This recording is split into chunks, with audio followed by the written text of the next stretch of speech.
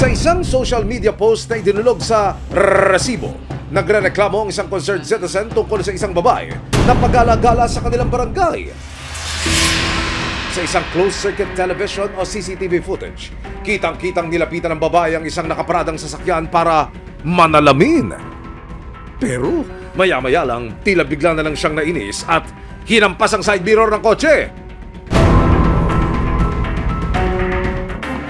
At mukhang hindi pa siya nakontento, pumulot din siya ng isang kahoy at inihampas ito sa side mirror dahilan para mabasag ang salamin ng kotse.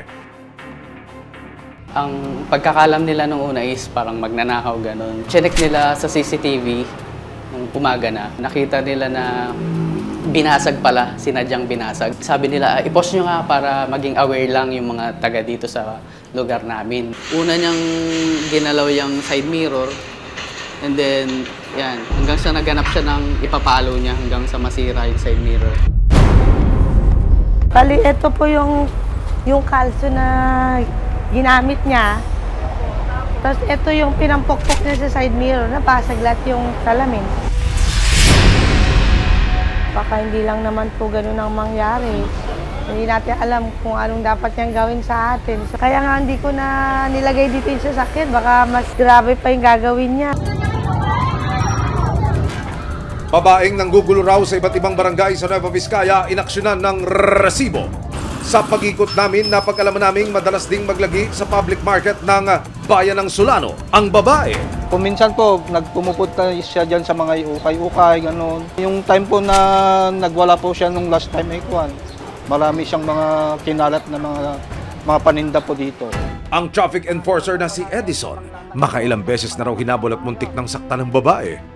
Ang tawag namin yung babae na yon, catwoman madam ang tawag namin kasi nangangalbot yun. Kasi pag hinawakan namin, nagwawala na po siya. Tapos nung nakita ko yung bata na hinawakan niya, inuntog niya sa tricycle, yun po, inawat ko po. Kwento naman ng isang street food vendor sa Solano Market. Nagwala siya doon, yung kinalat niya yung mga benta. Tapos may nakita siyang helmet, binato niya dito po na hindi kami natamaan. Kinabukasan May 17, 2025 sa patuloy na paghahanap ng resibo sa babaeng tinutukoy ng mga tao, nakilala namin ang pinsan ni Valerie na si Diane. Nanakaw na naman ng cellphone. Kumukuha pa siya ng mga bagay-bagay na nagugustuhan niya. Pinsan siya ng 32 taong gulang na inirereklamong babae na si Valerie, hindi niya tunay na pangalan. Pagdating sa bahay ni Diane, may mga dumating din na mga pulis. Si Valerie, nagnakaw daw ng wallet sa kabilang barangay. Alas 10, gabi, minsan po alas 7. Pero ilang minuto pa lumipas, hindi pa rin umuwi si Valerie. Kasama ang resibo, hinanap ng mga pulis ang mga kamag-anak ni Valerie.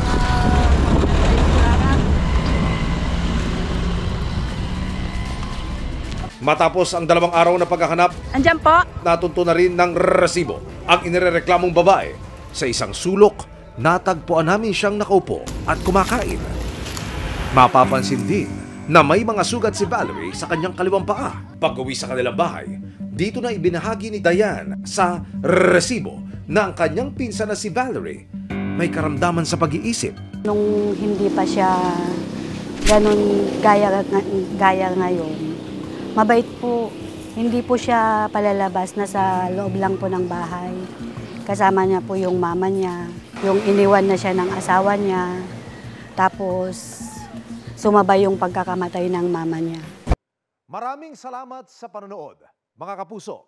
Para masundan ang mga reklamong nasolusyonan ng resibo, mag-subscribe lamang sa GMA Public Affairs YouTube channel.